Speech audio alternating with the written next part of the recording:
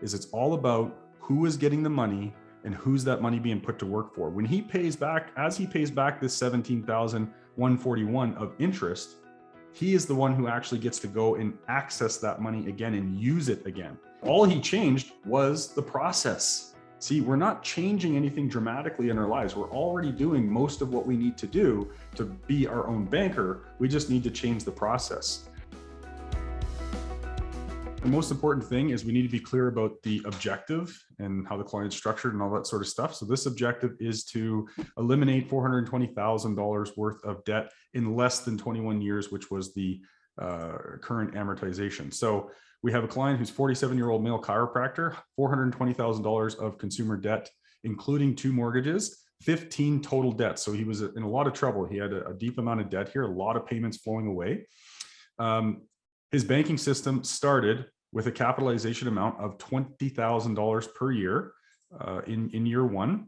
So this is how we determined, well, we worked with the client to determine, how much capital do you want to deposit into your system? What's this going to look like?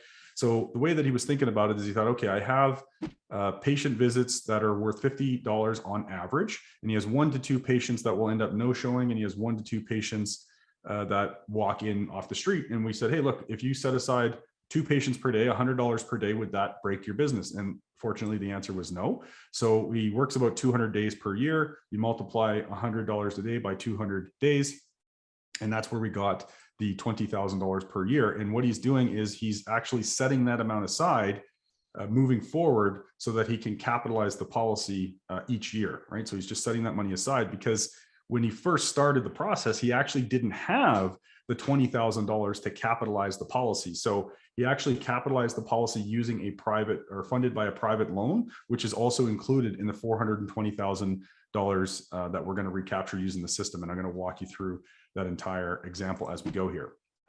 So again, we want to be clear. We want to review the objectives. So the objective was to get debt free, but not just become debt free, but without working any harder, without taking any additional risk, without changing his current cash flow, without losing control over his money, and without ever leaving his family in a pile of debt if the unthinkable were to happen. So let's go ahead and take a look at the solution that we're going to present. The debt recapture solution using the process of becoming your own banker, the infinite banking concept. So anytime you get inspired to make a difference, you have an idea, we're going to go and create a plan around it, and then we're going to put that plan into action. Let's remember that there is 15 different debts here. There's a lot of moving parts, so it's just such a large spreadsheet that I gotta move around like this. So we'll make sure that you're really clear as we follow the flow. Okay, so let's take a look and summarize what's happening first. So you can see in this line here, this represents the months that are going by as we're implementing the system. This amount here, $20,000 per year, that represents the amount of premium that the client decided to put into the policy. And then this, you can see here, it says policy loan number 1. You can see that as soon as he deposited the $20,000 into the policy, what he was able to access as a policy loan without interrupting the daily cash accumulation in the policy was $11,200 right away. So now you can see that we've also got a separate checking account set up, which I'm going to review why we had that account set up in a moment, but I just wanted to draw your attention to that. And then what we have here is you can see all of the different debts. Debt number 1, the company that he owns the debt to, the current payment, and then, that's the current balance. And then this is the payment that he's making. There's the interest rate and then the amount of time that it's going to take to pay that specific debt off as we go. So you can see each of the debts have their own layout. And I'm going to walk you through exactly what we were able to achieve here. So first things first, as I said before, we were able to access $11,200 from the policy loan immediately. And he was able to use that money to eliminate the smaller balance here, the smaller balance from the Target, and then also the BMO MasterCard. And then we also made a little bit of a dent in the CIBC Visa. So you can see that here is the balance after applying the rest of the funds to the CIBC. Now, you see that he's making these payments here. It shows the payment that's actually being made to each card or each debt and what the original payment was for the MasterCard. And you can see that the payment come down a little bit here. So we want to practice the concept and be responsible bankers. So remember, we're not changing his cash flow. So what he's doing is after he makes these payments, or after he pays off those debts, he's not just taking that money and, oh, great, let's go and spend that money. Don't steal the peace. He's going to take that capital, he's going to redirect it. But in this case, we're not actually paying back the policy loans yet. He's not paying back the policy loan. What he's doing is he's taking these payments and he's redirecting it, because his main objective, his main priority was to eliminate this debt as absolutely quickly as possible. So we're using the system to enhance what he's able to do. But what he's doing is taking those payments and he's putting them in this separate checking account here, setting the money aside so that we don't want to commingle this money with his other, cash that he's using for life or policy loan funds or anything like that. We want to keep it separate so that he can track it. Of course, he could be using this money and piling it onto other debts, but just practicing the concept, what he wants to do, instead of sending all that money right away from him, he's collecting and accumulating it into a separate checking account so that he actually still has use of that money. So imagine he takes this capital, he eliminates all those payments, and then he continues to make the payments that he normally was, and then he's putting this money aside into this separate checking account. And then you'll see during the first year, at about month 8, the payment that he's putting back in that separate checking account has a large jump. Well, why did that happen? That's because if we go over to his policy or his debt, debt number 5, you can see that the balance here from his chiropractic practice, he had about a $7,400 loan outstanding. And just by virtue of continuing to make the payments that he was already scheduled to make on that loan, by about the month 8, in the middle of the first year of the process, he was able to eliminate that payment. And again, rather than going out and getting himself into more trouble or financing something new or just spending the money, he added it directly to his separate checking account because he's already used to making that payment. So now if we fast forward along in the example, we're going to look at you'll see month 13 or year 2. Remember, we're going to not be afraid to capitalize. So he was setting that money aside, $100 per day for those patient visits. And then that was where he got the second year capital to be able to capitalize the policy even further. And you can see in year 1, he was able to access that $11,200 right away, but the daily cash value is increasing every single day. And then when you deposit the policy value or policy premium in year 2, that's going to enhance everything. The policy is going to become more efficient. So he deposits his 20,000 and he's able to access another 17,500 in year 2. Plus he's accessing the 13,255 that is accumulated in his separate checking account. So that gives him access to just shy of 31,000 total. And what is he going to do with that 31,000? He's now going to go and he's going to eliminate the rest of debt number 4, the Visa. So we have a balance of 0. So he's freeing up the cash flow here. He goes and eliminates debt number 6, the TD Bank. And then that is this balance here. And then we wiped out debt number 7 as well, right here. So we're, again, with these payments, we're freeing up the payments on each of these debts. And then we were also able to get debt number 8. And then we're obviously doing damage on this debt as well, because keep in mind, he's continuing to make his loan repayments. And what I failed to do earlier, gang, is let me just scroll down here and you can see all of the rest of the debts on page 2. So you can see right here is the private loan that he used to capitalize his policy. And you can see he actually borrowed 30,000, not 20. He just borrowed a little bit extra to eliminate some additional debts that he had right away. So that's where how he capitalized the policy. So let me scroll back up here. Now, again, going along with what we've said earlier, he's going to be responsible about the process, very disciplined, but also very committed to what it was that he wanted to achieve. So you can see that those payments that he was making to his separate checking account is now gone up to $33,625 per month. And so at the end of the year, he actually accumulated and piled up $43,500. So this is where I'm going to slide to page 2. I believe this is just showing the balance of this debt here. So we're going to slide down. Okay, so now you can see we're at the beginning of year 3. So he capitalized the policy again. Again, remember, always setting aside that additional capital from those patient visits, not changing his cash flow. And then he was able to pile up $43,500 from the separate side checking account. And then here we have $61,735 that he has available, so that he is going to go and eliminate a bunch more of these debts. So you can see that the additional cash that he's putting in that checking account is rising, putting it aside, and we eliminated 11, 12, 13, and we're able to do a little bit of damage on house number 2. Remember, he has 2 mortgages. Here's house number 1. Look at all this capital that was flowing away from his family. And just keep in mind, we know that we're practicing the debt recapture example here, and he's really committed to it. He's putting this money aside. But part of the reason why he's putting this money aside in this separate checking account, because again, at any point, let's imagine, life were to occur, he's actually got access to this capital in a checking account. And all it would do if he accessed that money, it would just delay the process that he's implementing right now. And he could get right back on the wagon whenever he was back on track, if something did occur in life. And so now you can see that the momentum in the policy, keep in mind, he's not repaying any of the policy loans at this point. Now in year 4, he deposits his $20,000 and he's immediately able to access another $19,000 out of the policy via policy loan, plus the $69,310 that he's setting aside. So he has access to $88,310. And what is he going to do with that? Well, he's going to take that $88,310 and he's going to apply it to house number 2. And so that's where we get this this balance right here of the $6,980.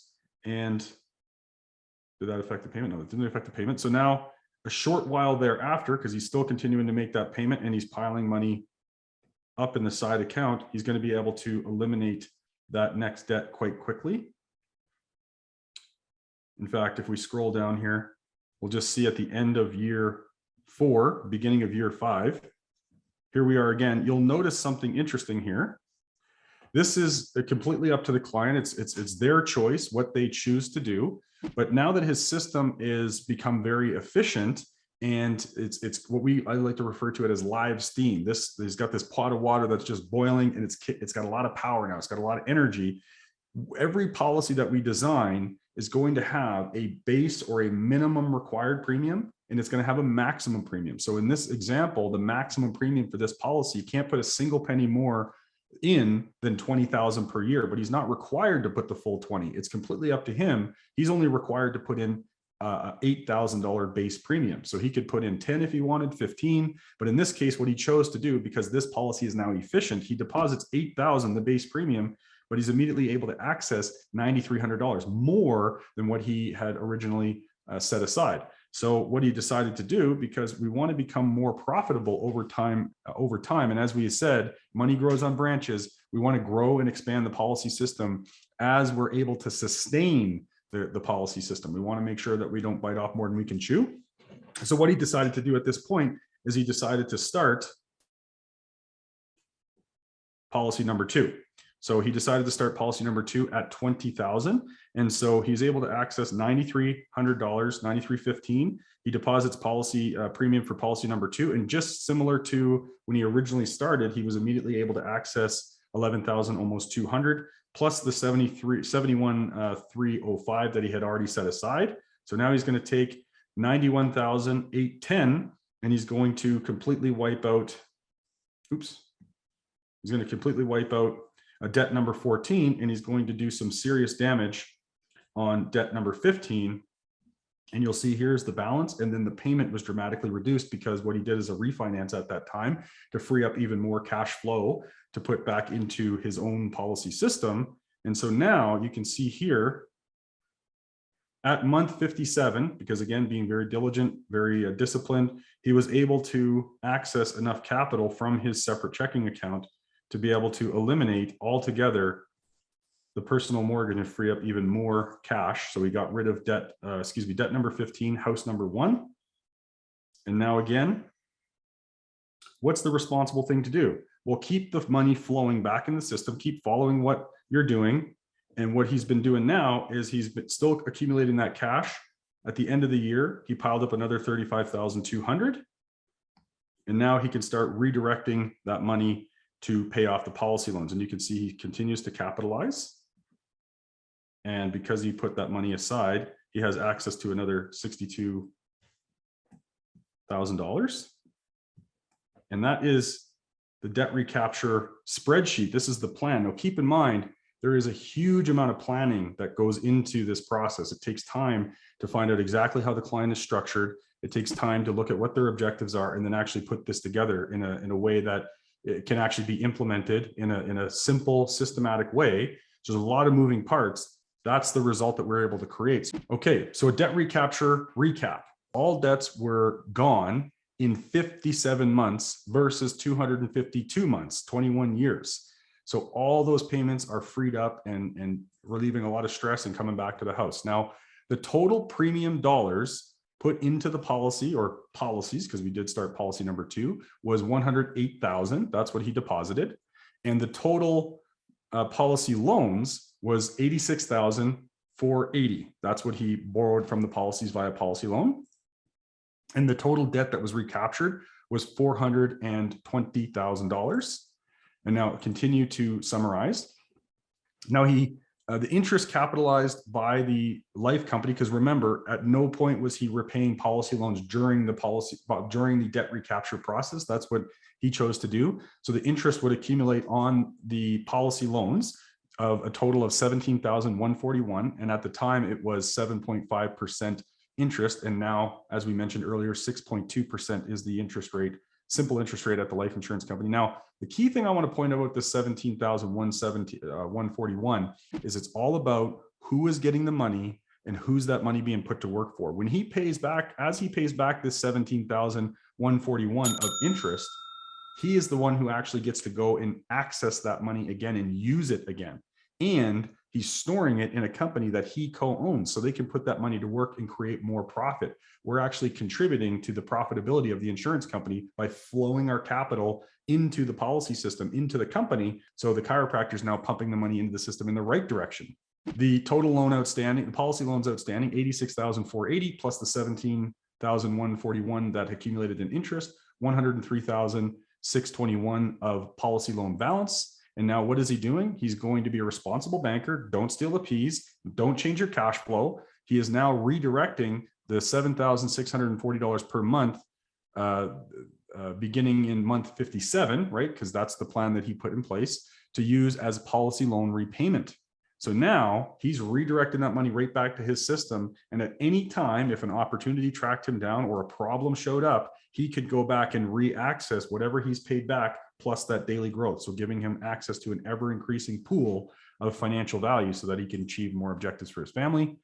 And so at the amount of loan outstanding, policy loan, and the payment that he was sending back, he's able to crush that policy loan balance as well in another 13 and a half months. So the entire process, not only did he crush the $420,000 of third-party debt in 57 months, he was able to actually complete the entire process and replenish his pool in his policy system, again, without interrupting that growth, more and more momentum being created over that next 13 and a half months.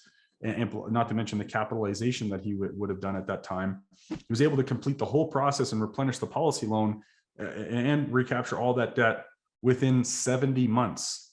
Policy loan fully repaid.